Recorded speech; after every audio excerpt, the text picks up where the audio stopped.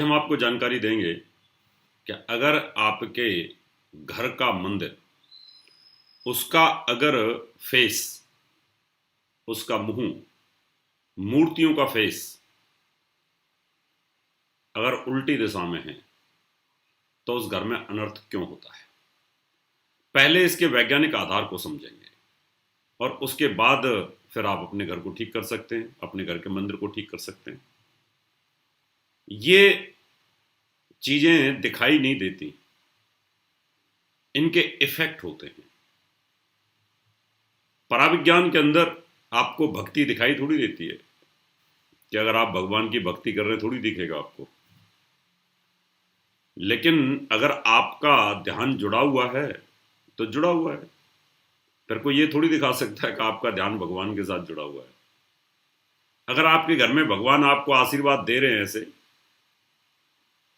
तो ये तो आपको दिखाई नहीं देगा आशीर्वाद मिल रहा है। ये श्रद्धा का विषय है, ये ध्यान का विषय है, ये योग का विषय है। आज इसी विषय पर मैं प्रकाश डालूंगा और वैज्ञानिक आधार बताऊंगा। ये तो सच है कि सूर्य आत्मा है, सूर्य और चंद्रमा जीवन देते हैं, सूर्य की किरणों में जान है, सूर्य की किरणों में जीवन है। ये सच है। अगर आप ये बात समझ गए, आप चाहे किसी भी पंथ के व्यक्ति हैं, मुसलमान हैं, चाहे ईसाई हैं, चाहे नास्तिक हैं, अगर ये बात आपके जहन में आ गई कि सूर्य जीवन देता है, तो फिर आप भगवान पर यकीन करेंगे। सूर्य की किरणों में ही जीवन है। अब आप ये समझ लीजिए, ये एक लकड़ी का टुकड़ा है, पानी में फेंक दो, ये गल जाएगा, ये खत्म हो जाएगा, ये मर जाएगा। लेकिन इसी को गलने से पहले जब ये मरने वाला हो, इसको बाहर निकाल दो, धूप में सुखा दो, ये फिर जिंदा हो जाता है। इसका अस्तित्व वापस आ जाता है। ऐसे ही जो मूर्तियां होती हैं, जो तस्वीर होती हैं, किसी भी व्यक्ति की मूर्ति तस्वीर होती है, उसके अंदर प्राण शक्ति जो होती है वो सूर्य की किरणों से होती है। एक मूर्ख बार बार हमारी डिबेट में आता है और बोलता है मूर्तियों में कुछ नहीं होता, और कई बार वो पिट चुका है। वो व्यक्ति बड़ा पॉपुलर आदमी है, मेरी उसके साथ 4-6 बार डिबेट भी हुई है, मेरी बातों का जवाब नहीं दिया। मुसलमान मूर्ति पूजा को नहीं मानता, लेकिन सद्दाम हुसैन की मूर्तियां बनी हुई हैं। कमाल है। ईसाई मूर्ति पूजा को नहीं मानते, लेकिन हेनरी फोर्ड, जॉर्ज वाशिंगटन, उनके स्टैचू बने हुए हैं। कमाल है। क्यों बना के रखे हुए आपने?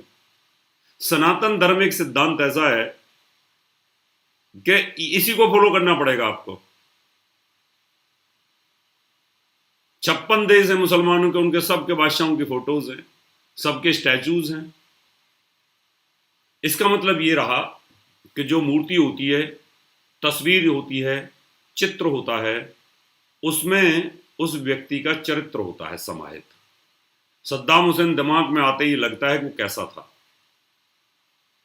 जॉर्ज बुश प्रथम लगता है कि कैसा था। महात्मा गांधी की तस्वीर दिमाग में आते ही लगता है कि गांधी जी कैसे थे, सुभाष चंद्र बोस कैसे थे। ऐसे हमारे राम, कृष्ण, भगवान, शंकर, भोले, इन सबका जो आदर्श हमारे लिए आया है जीवन में अवतारों के रूप में, उनका जो जीवन चरित्र है वो हमारे दिमाग में आता है। इसलिए घर की जो मूर्तियां या मंदिर के जो फेस होते हैं, जिधर सूर्य हमें रोशनी देता है, सूर्य की किरणें आती हैं, तो उनकी आंखों पर उसका कंसंट्रेशन किया जाता है। इसलिए इस दुनिया के जितने भी मंदिर हैं,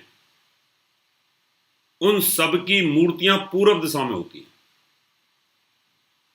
आप तिरुपति बालाजी देख लो, आप पुरी में देख लो, आप साईं मंदिर देख लो, राधा रानी का मंदिर देख लो, आप बिहारी जी का मंदिर देख लो, वैष्णो देवी का देख लो, हरिद्वार में जाके देख लो, आप बिरला मंदिर देखो, आप अक्षरधाम देखो, आप किसी भी मंदिर को अगर आप देखते हैं तो उन सब का जो फेस होता है वो पूरब में रखा जाता है और इस प्रकार से उसको डिजाइन किया जाता है कि सूर्य की प्रथम किरणें उस मंदिर के जो गर्भगृह है उसके अंदर आ जाए। भगवान का फेस अगर पूरब दिशा की तरफ है तो आपको कभी भी उसके सामने खड़े होकर के पूजा नहीं करनी चाहिए। बहुत सारे लोग थाली लेते हैं, घंटी लेते हैं, धूपबत्ती लेते हैं और भगवान के सामने खड़े होते हैं। भगवान का फेस पूरब को है, आपका फेस हो गया पश्चिम को। लेकिन घरों में ज्यादातर लोगों ने क्या कर रखा है जो अनर्थ है कि आपने भगवान का जो फेस है उसको पश्चिम दिशा में कर रखा होता है। पश्चिम दिशा में भगवान का फेस कहीं नहीं होता, सिर्फ एक मूर्ति है लेटी हुई भगवान हनुमान जी की सरिस्का के अंदर, वो पश्चिम में लेटे हुए हैं इस तरीके से। बस डूबते हुए सूर्य की तरफ भगवान का फेस कभी नहीं होता। जिधर सूर्य डूब रहा है, आत्मा जिसमें है वो डूब रहा है।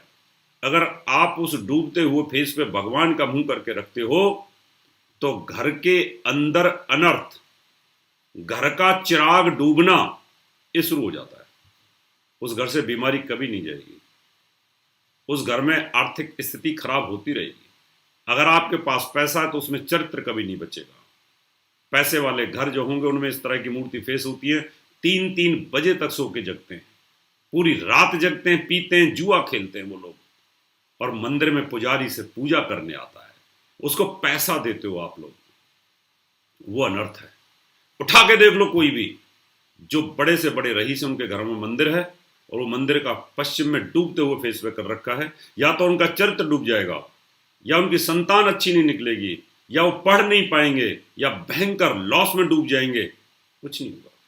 क्योंकि आपने भगवान को डूबते हुए फेस की तरफ कर रखा है, जिधर शनि का वास है उधर कर रखा है। कभी भी भगवान का मुंह दक्षिण में ना करें, पितरों का स्थान होता है।